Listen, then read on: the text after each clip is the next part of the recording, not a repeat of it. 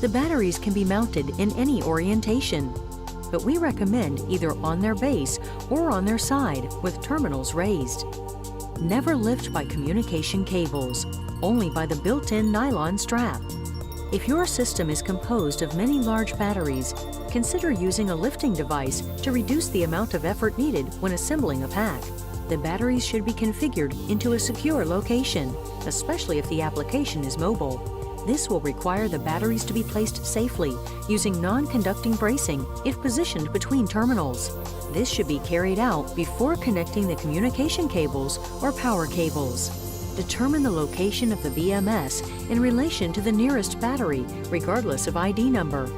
Notice that the BMS connects to the 5-pin male connector of a battery.